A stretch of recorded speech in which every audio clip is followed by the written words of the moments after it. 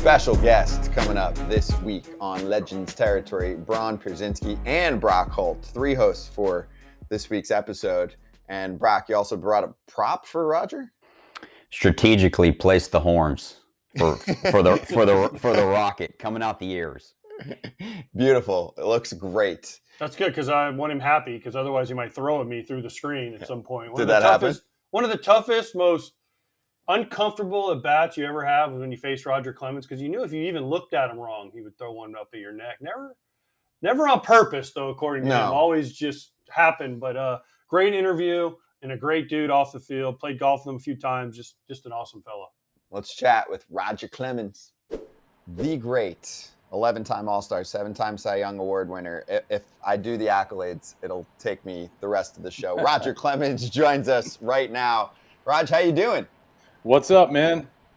Hey, and I love the shirt. So also Raj representing and will give us a little insight on Tiza, as we had Charge the Mound powered by Tiza, one of our great partnerships that we've got on Foul Territory. So let's start there first. How did you find out about and get involved in Tiza? And can you also run through like the history of dip in baseball and how this could be such a great alternative for players young and old? Yeah, so just jump right in. My number 3 child, Casey. Casey played for the Blue Jays, just retired from playing professional baseball. And he brought it to my attention. He got with the Tiza guys and the doctors and everybody else involved. Former running back there in Tampa, Mike Allstott. Mike's a big part of it. Did a couple things for him. I just thought it was a great idea when they pitched it to me. And I think they just signed the National Horse Cutters Association. So they got those guys on board. And, I never really dipped or chewed. I'll tell you one funny story down the road as we're talking about a movie I was in, the Cobb movie. And but yeah, I never dipped or chewed. So I think it's a great alternative. I talked to a bunch of guys, and when I tried it, like I said, it was more the mint flavor, I think, is their most popular. They have one that is a relaxation one that you can do afterwards.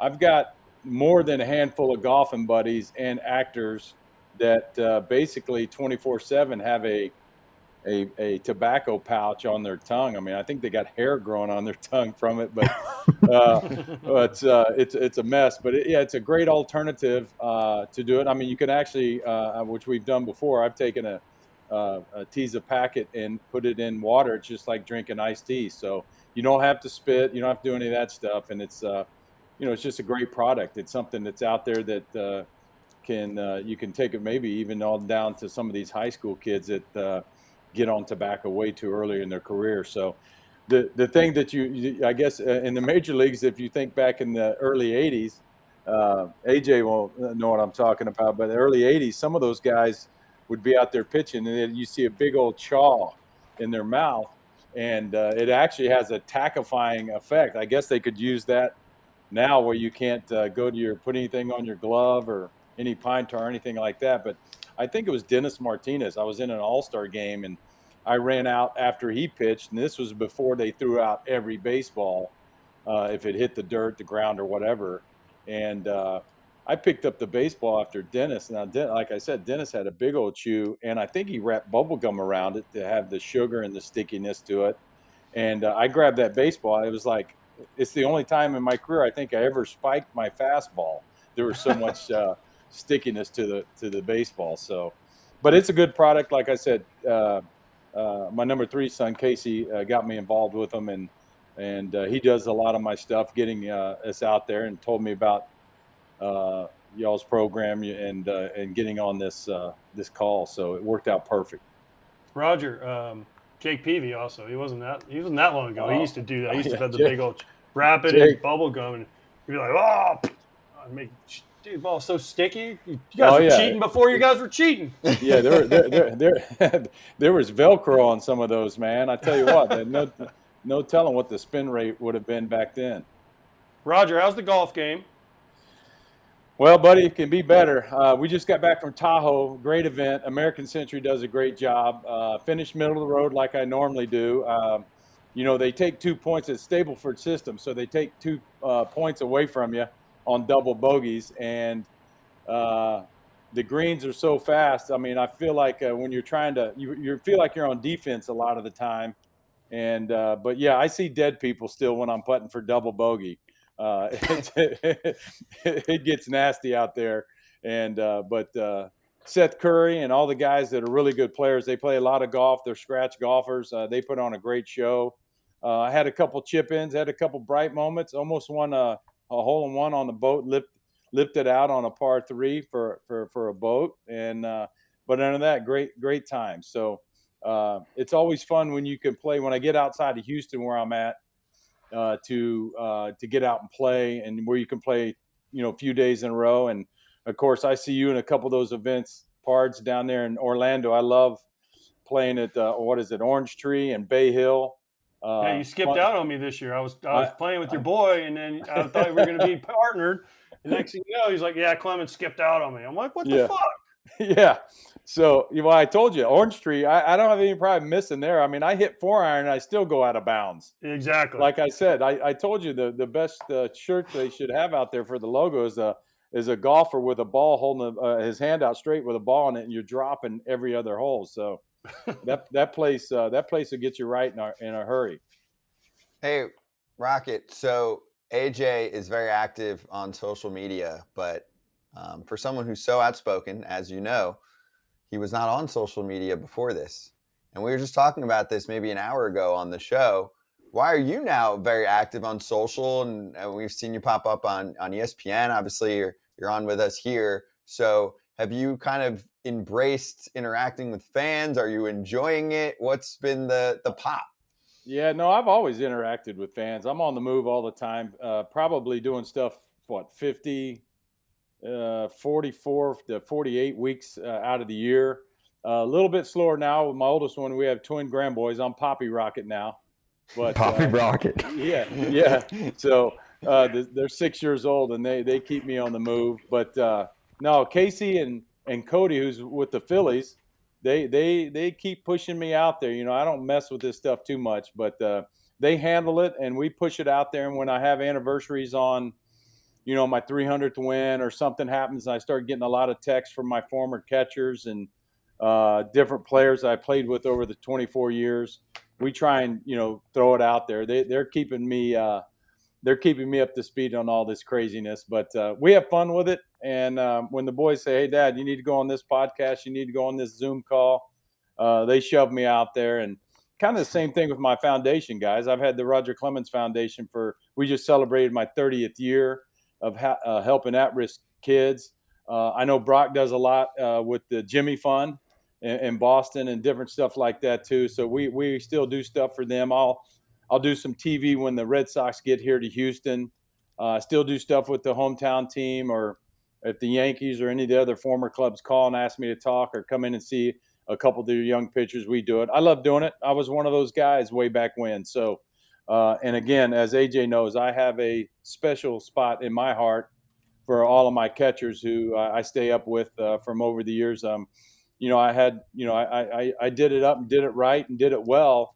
But make no mistake about it, my catchers were very, very important to me when I was performing, and they paid attention to detail, which I loved and basically needed the most.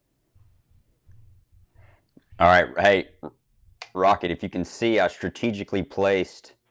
I'm not a Longhorn, but I knew we were having you on here. I strategically placed these horns. You took that off the front of your car, huh? Off your Cadillac? Yeah, that's off the Cadillac, man, right off the front. Stuck them right up there, coming out the ears. Nothing man. Like heavy duty zip ties, baby. Yeah, I hear you. Hey, you just mentioned Kody. I think it's cool, man, as a dad myself, and see your kids, play at the highest level, man. I wanted to kind of get your thoughts on, well, one, how big of a Phillies fan are you? And two, what's it like as a guy who's had your career, who's been as successful as you?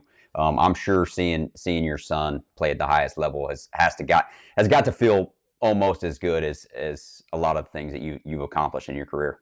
Yeah, it's cool. I loved all four boys played sports to a certain level, and some obviously 3 of the 4 professional level. And I tell them, it's a privilege and an honor to be able to do that. That doesn't happen. You have to put the work in behind the scenes.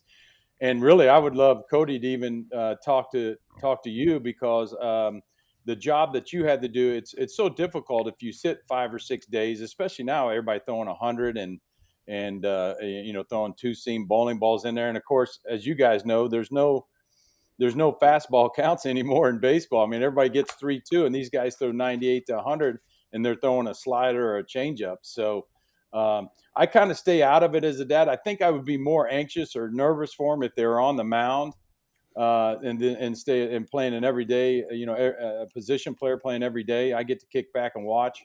If they ask me, I play the dad role. If they ask me a pointed question, I'll give them a pointed answer on it, and I really tell them with the pitch clock now to pay attention to the catcher. He's really calling the game.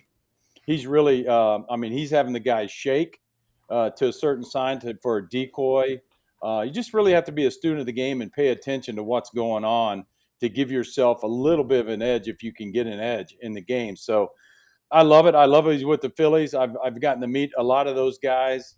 I was teasing Bryce Harper that when he was 14, he climbed my fence here in Houston to jump inside and hit my indoor facility. And when he was just a youngster, but those guys are great. They've taken him in. He's been sent down. Hopefully he'll get the call back up because he can play both corner positions, both outfield, right and left field. And it's not good. I don't like to see it, but they bring him in the blowout games to pitch. So you guys know I was teasing him. He got traded from Detroit to Philly. When he was with Detroit, it's bad when their highlight of the season hit. It was Kody on the mound striking out Ohtani. You know it's bad. Yeah, he got Ohtani. Just tell him for me. Yeah. Tell him for me to keep it above 31 miles an hour because I still have the record. That's right. I don't want anybody breaking it. You threw that completely out of. I mean, it had to hit the top part of the K zone, I guess. Oh, but, yeah, I got Trevino some framing points on that one for sure. Yeah, so he calls it his air cutter. He threw him an air cutter real nice and slow, about 60, and punched him out. And then he called me. He's like, Dad, I didn't even realize I reacted pumping my fist and everything. I said, no, it was good. It was a good reaction. I mean, it was natural. And he said, hey, you think if I get the ball and send it over, the dude will sign it? And I go, hell yeah, he'll sign it. So send it over there. So Ohtani signed it for him, and that was a pretty cool moment. I think it put us in the we're in the lead now. Father-son strikeouts, total strikeouts. With him punching out Ohtani, I think we passed the Stottlemyers. So there you go. See, I didn't get to that. The record book. Introduction of Clemens. Yeah. Also, the leader in father-son punches. Hey, listen, while you guys are in front of those computers and all the stats, some dude just hit me one. I guess it's verified. They had a great trivia question. AJ's going to love this. Mm-hmm. Who is the oldest friggin' Yankee to ever record a base hit? The oldest Yankee. You? And it was A, DiMaggio, B, Babe Ruth, C, Lou Gehrig, or D, none of the above. And it's Roger Clemens? None of the above. Dogs, let's go. But wait, I have a question. All those. I think it was a knock in Colorado. I thought it was going out, almost missed first base. I get the second base for the double, and everybody's going nuts in the dugout. And I kind of pump my fist and jack around with them back. And then I realized I have no air in my lungs right now up here. I need to breathe. So I needed the camera to get off me quickly. I was trying to breathe. Here's my question. So you got a hit and you pumped your fist and did a little bit. Okay. Yeah. Well, I remember facing you. We did that against you. Guess where the next one was going? At your freaking neck. So did the dude? Don't give me bullshit. We got tape. We got tape to prove it. Listen. But now listen. Did the dude throw it to you the next at bat? Did he bow tie you? It won't. You can't. How do you miss my ass at the plate anyway? So, and I love the National League because if I did want to pitch and say, "Oh, you go to the National League, this or that," it was just the opposite. Then you didn't have to worry about one of your teammates getting hit or whatever. But Pards, listen. Just like they said, people hated you facing you on the other side, and they wanted you as a teammate. Some of the shit you were doing, I laughed, but I knew that if I was throwing to you, that if we were around the plate not getting calls, you would stand up and let the umpire know about that. We're going to be out here for 4 hours if you don't get your right hand out of your ball box You ain't and start kidding. calling strikes. So I ain't out there for 4 hours. Let's get that's this why shit I love done. guys like you and Charlie O, guys that I didn't have to stare at the umpire because he would stand up and chew the fat with him pretty quick. Here you go. Okay, so you mentioned earlier that your kids have been helpful with appearances and everything. Now, when are they setting up the fight of all fights we already scheduled it, Madison Square Garden. It's going to be powered by Tiza, and you responded to it. Mike Piazza versus Roger Clemens. We'll donate half of it to charity. You're going to raise a ton of money. When's that happening? Oh, it's got to be a ton of money for me to get in there and try and whoop somebody's ass. I just turned 60, by the way, guys. You know what I'm saying? So I have to get out and try and run a little bit or do something. But no, I think what happened there, Casey informed me that Mike did some kind of podcast or something that came up and he was having fun with it. And but yeah, those celebrity matches are always fun. There's been all-time great boxers going in the ring and get their ass kicked for less than that. Yeah, but nobody has the name cachet of Piazza and Clemens. Dude, that would sell out. I mean, that would be crazy. If we could somehow make that happen. I don't care if you're 100 years old. You and Piazza are 100. If it happens, you got to be two bulls charging. I'm not doing it unless you're my corner man. That's fine. There we go. Man. Can I throw in the towel at any point? No, there's no throwing in the towel. Once you're in, you're in. Yeah. Okay. Yeah. That'd be great. There's no NBA flopping or any of that. You got to go. By the way, it was our podcast. You get roasted. It was this podcast. That he came on. He was like, just let's FYI. do it. He's like, that'd be fun. Yeah, he actually did say that. Roger, what? Sorry, I'm laughing. You think that's funny, don't you? I do, because there's a lot of people that like to fight me over the years, so it's fine. Yeah. AJ will be the undercard. Yeah, so it's like it'll be like 200 people though. It'd be like last man standing. How long can I make it? It'd be a tag team. You're exactly right. It'd be people tagging in. Roger, there's so many stories about you, and obviously I faced you, and I know a million times I faced you. You punched me out. I got some hits off you. Whatever. It was always fun. I knew it was going to be a challenge. What's the one story, because I have a million stories too about me that some are true, some aren't true. What's the one story about you that gets a lot of play that you would say it's not really true? Man, there could be a lot. You played 24 years. You hear a lot of stuff. I mean, I tell everybody everything on whatever is Wikipedia or whatever. I wish I had much fun as what's on the internet about you. You can't really control it, but I don't know, guy. As you know, you see me away from the field or when I'm not pitching. I think that's the reason why I got called back to play a couple extra years to come out of retirement. I enjoy keeping the team together behind the scenes, having a good time. But I was taught as a young kid, when I was out there on the mound, when I represented those 4 cities and I had their name across my chest, I was very serious about my work. And you have to go when you ask the question, Parge. You got to go back and look at my history and where people that I give thanks and that I'm the most proud of and have the most love for is my family. And it starts. My pops died, had a second heart attack when I was 9. I was raised by my mother and my grandmother, 2 strong-willed women. I mean, my grandmother said it famously when she said, "Hey, if you're going to be a ditch digger, you be the best damn ditch digger in the country." And my mom, I watched her work 3 jobs. So when I hear people talk about us professional athletes or make an asinine comment about having a silver spoon or having it made, you got to do a little background check on your personnel before you make a dumbass statement like that. And it really does piss me off because, my mom worked 3 jobs. I didn't have a car in high school. Thank God we only lived about 3 miles from my high school. So I ran back and forth with my backpack from baseball practice to our townhome.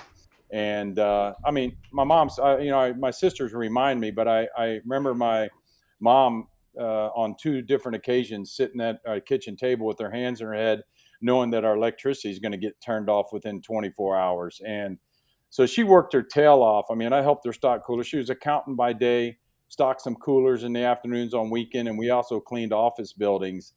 And she really is the one that pushed me once I got drafted early to not to go to the majors, to continue my education. That's why I ended up at the University of Texas. And then again, I had 3 wonderful coaches. My high school coach was like a father figure to me. And then I played for a baseball lifer, Coach Wayne Graham, who took over the Rice program, and the Rice baseball program took them to a national title. And then obviously playing for the winningest coach at the time, Coach Cliff Gustafson at the University of Texas.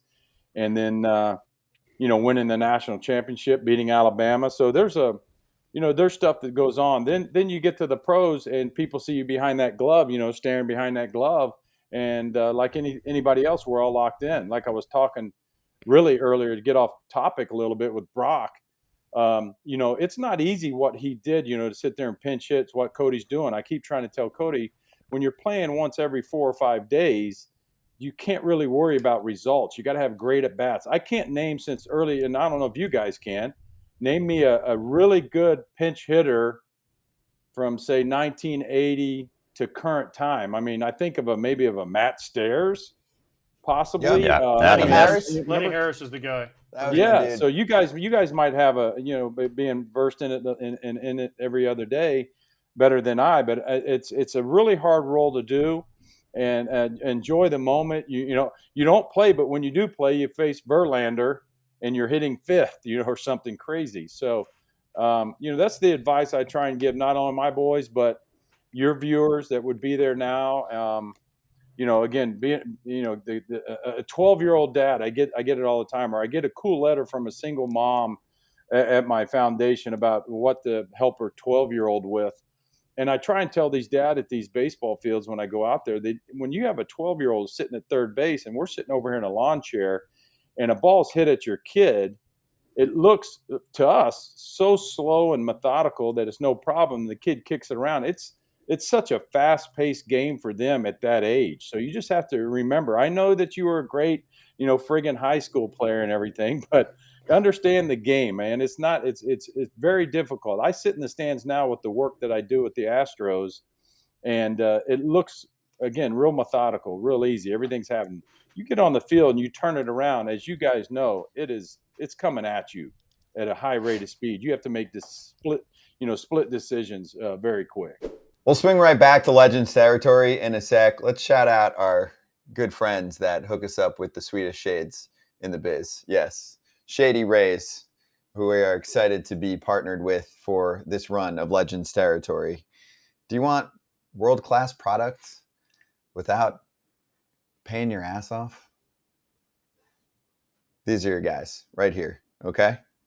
If you like what you're seeing right now, but you feel like you shouldn't be paying at ridiculous prices for polarized sunglasses that look good, that give you all of the style, all of the protection from the sun for your eyes. This is where you need to be looking. Plus, it's not just about how you look, but how you're treated, which is important here with FT and with LT and with everything that's a part of the Foul Territory group and the Legends Territory shows. Is if you have a problem, like you lost or broke your shades, we don't need to have a whole talk show about it, okay? I like how AJ is really contributing here. I'm just looking good in my Shady Rays. Oh, now that I took them off, I can contribute. Thank you. Actually, I liked what you were doing. Just shaking your head, agreeing with everything I say, which is rare. I'll go back to that. But if you lose or break a pair, even on day one, they will send you a brand new pair, no questions asked. That is part of the lost and broken replacements plan. And also, Shady Rays has a great setup for receiving shades, and maybe you're not into them within the first 30 days. Cool. Return them. They'll get you something new, or they'll refund what you've got. So lots of ways to be taken care of by the best in the biz, Shady Rays. And we want to remind all of our watchers, listeners of Legends Territory that you too can be like AJ Pierzynski.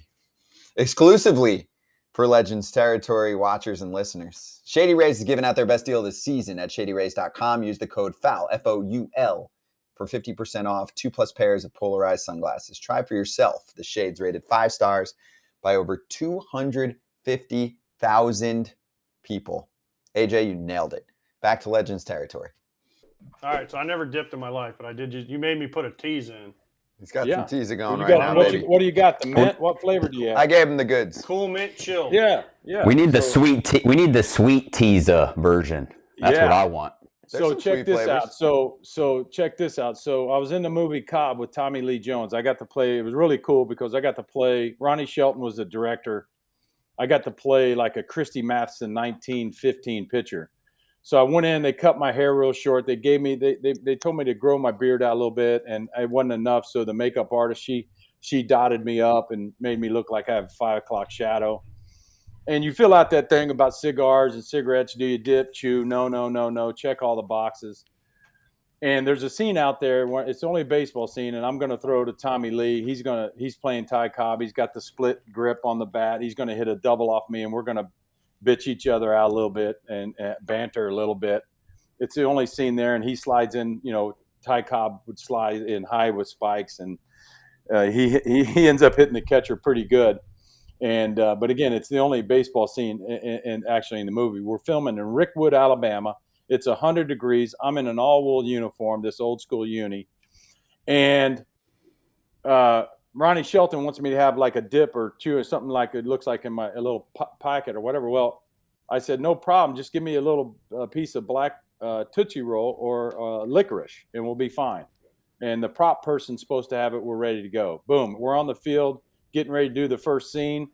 He says, where's the Tootsie Roll? We couldn't find it. Nobody could find it. We had nothing around. The little bat boy that we have, he's got Red Man chewing tobacco in his back pocket. So I said, all right, to hell with it. Give it to me.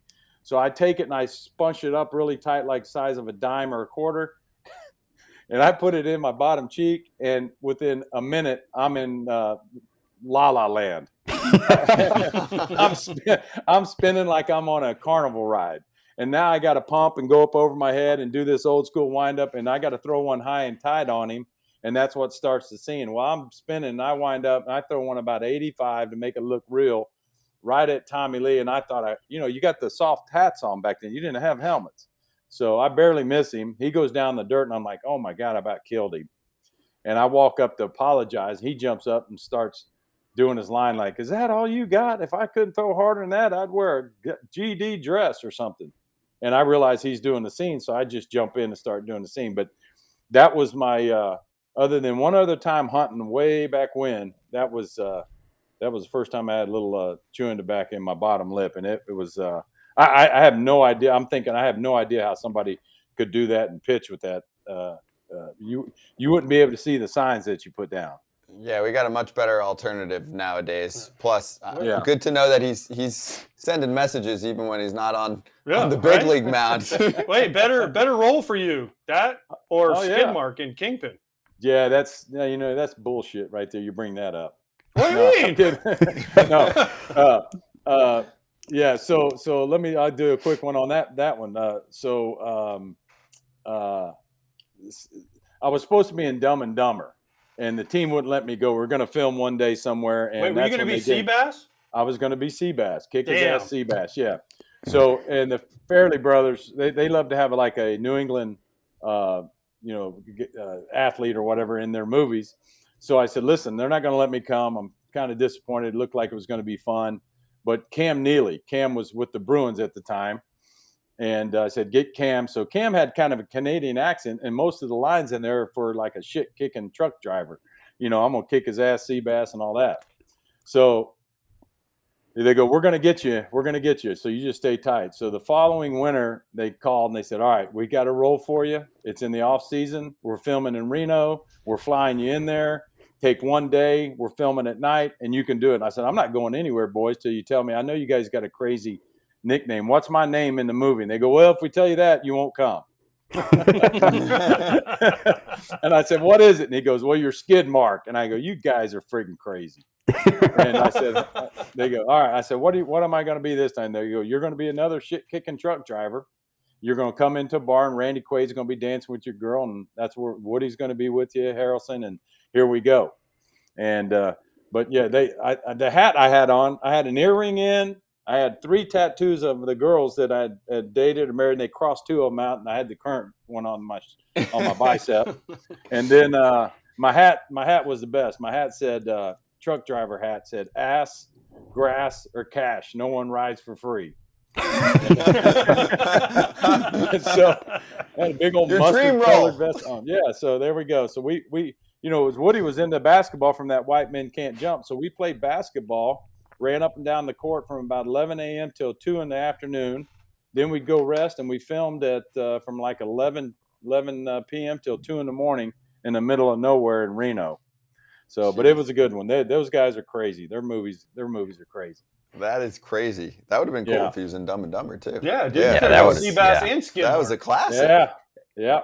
Hey, Roger, I want to ask you. So, when you played with the Astros and you had this set up for a little bit where you could pitch the home games, how did that come about?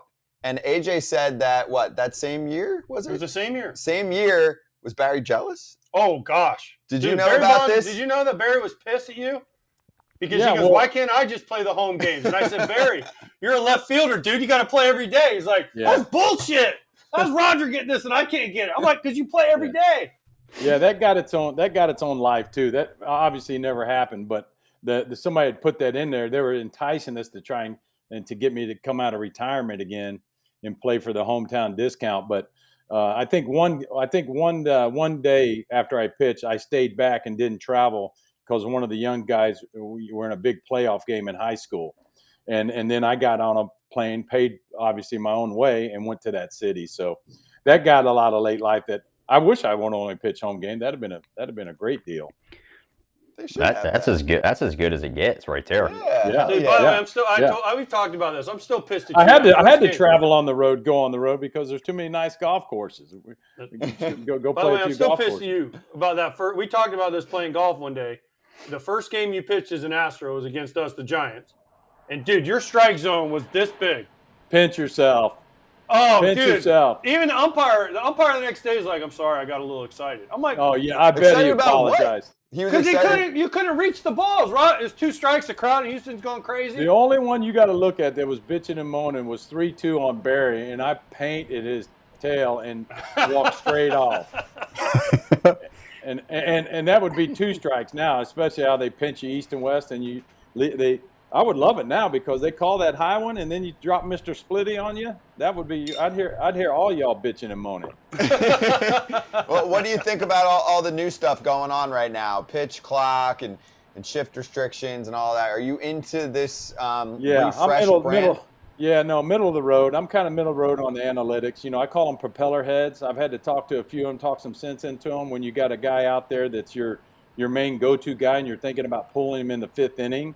They're gonna have to, with all the changes, they're gonna make a change in a quality start. It's gonna be 5 innings and 5 runs and all this craziness. But I like the pitch clock. I work fast. I called probably 90% of my game from the mound with my looks. Again, that's why, somebody hit a foul ball or something, AJ would be staring right at me, and I've got the next pitch in motion.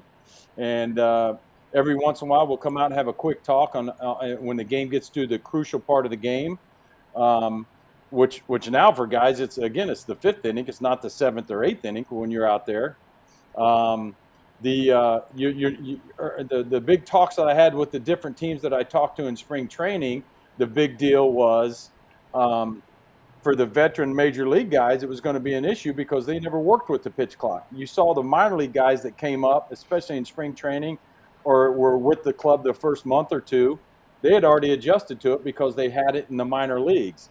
So, again, what I told him to beware of is when AJ would notice the time he put in behind the plate is as he puts the signs down and you're just going to throw it, you become from a power pitcher to a power thrower. You're not thinking about how you're going to break this guy down within 1 or 2 pitches, or maybe his 2nd or 3rd at bat, how you're going to get one of these key players out that are hot in the games on the line, because you're just grabbing the ball.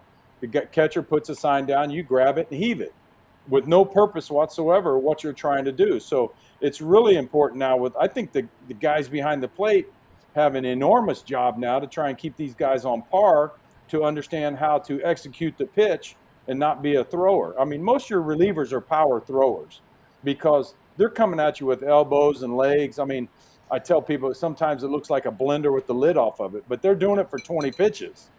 So I think it's just real important for starters to pay attention to detail and still pitch, even if you don't have your 95, 96 miles an hour. Now, I tell people I won 200 games because I had great stuff for those games. I won another 160 or 70 because I got out of second and third with or bases loaded with one out. And those are the games that you, when you're driving home and you're mentally fried, that you really enjoy the most. Or after the game, I'm sitting with my catcher and they're like, man, I have no idea how we got through that game with that, with that going on. Those are the games that you really, are thankful for, and that you really mentally, it's been a mental challenge for you. Yeah, you're talking about pitchers not having their 95, 96. I want to know how much velo the icy hot added. If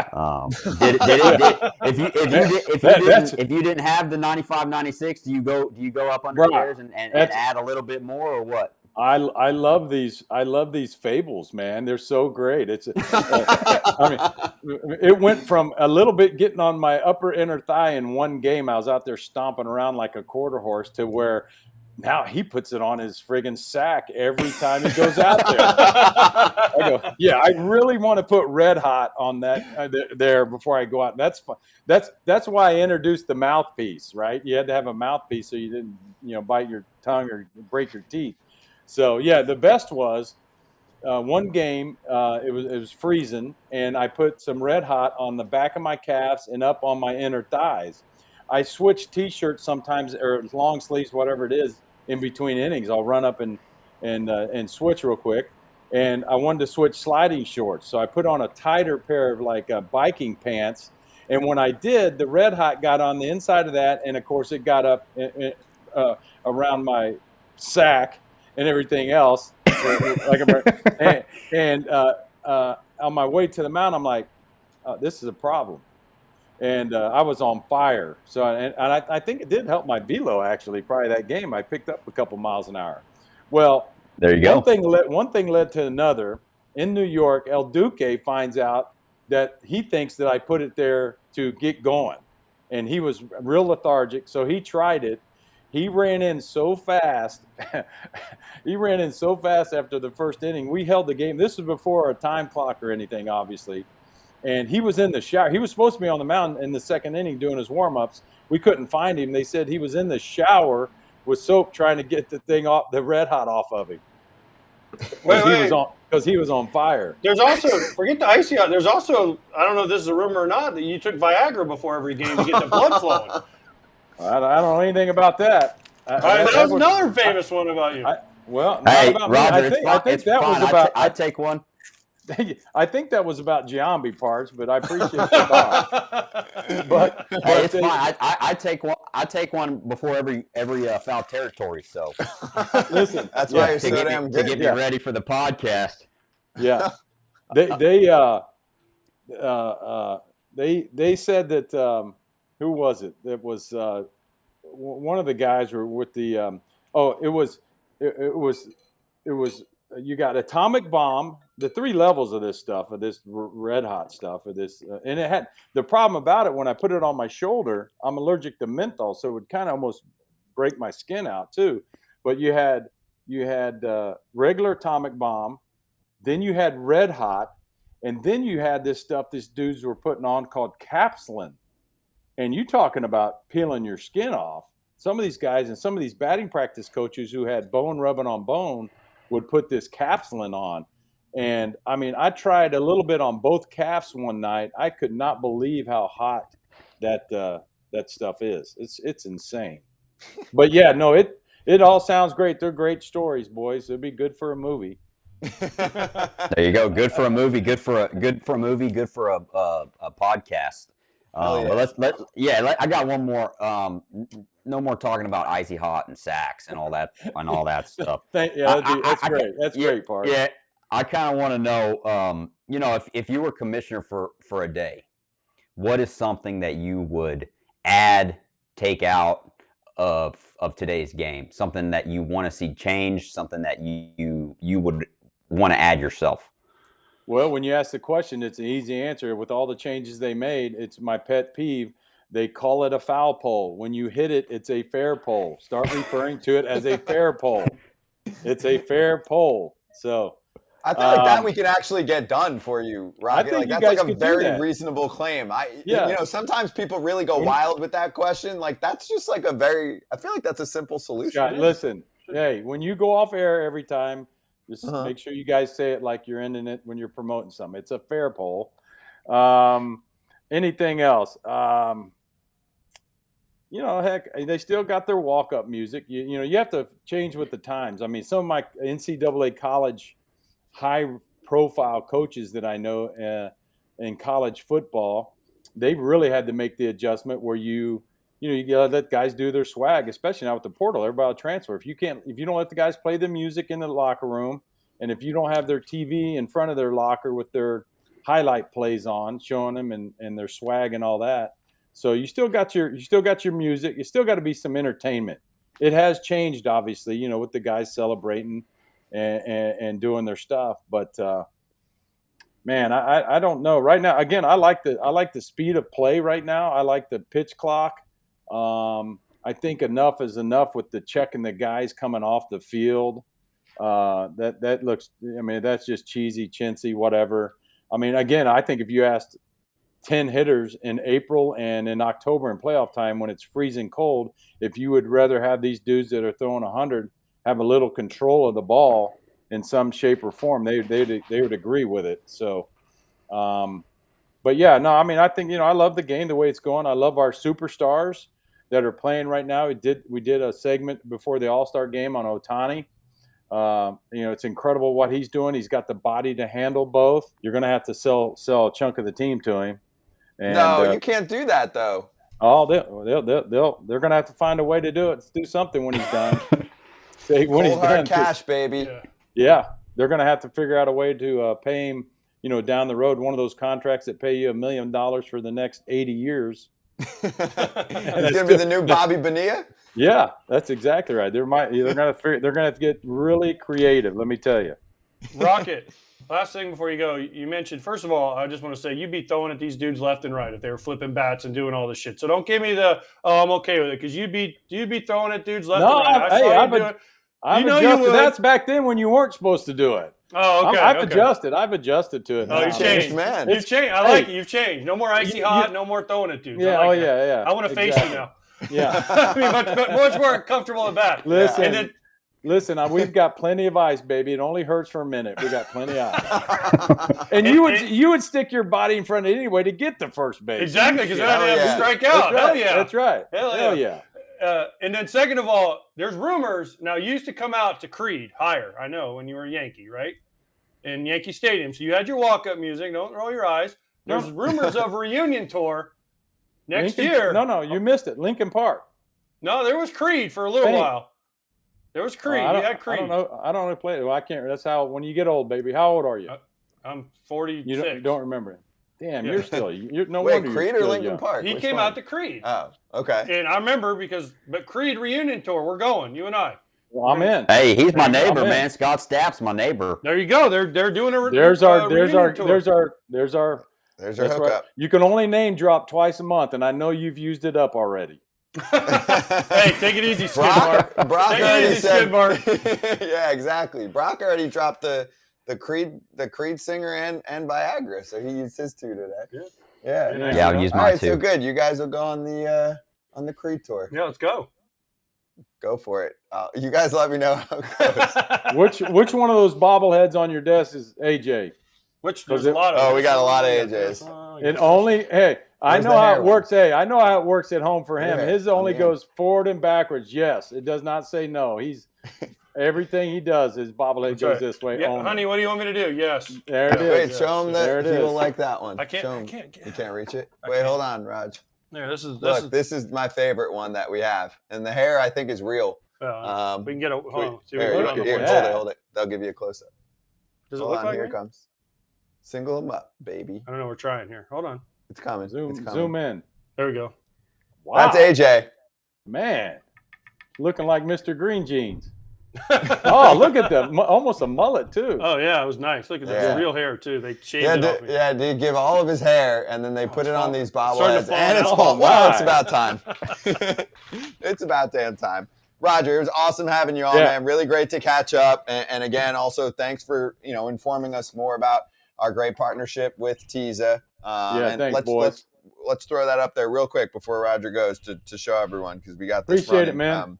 PiazzaEnergy.com. Use the discount code FOUL for 20% off your order. Again, Raj, thank you so much. Appreciate you, man. Enjoy the rest of your day. Thanks for having me on, man. I'll see y'all down the road. Yeah, all right, Roger. See you on the golf Sounds course. Peace out, boys. We always appreciate the MLB Players Alumni Association for setting up these great conversations. And if you missed any of them in the past, they're all up there for you on Foul Territory's YouTube channel, or you can listen on Apple or Spotify. And for more information about your favorite former players, hit up baseballalumni.com. We do this every single week on Legends Territory. Great one with Roger Clemens. See you next time.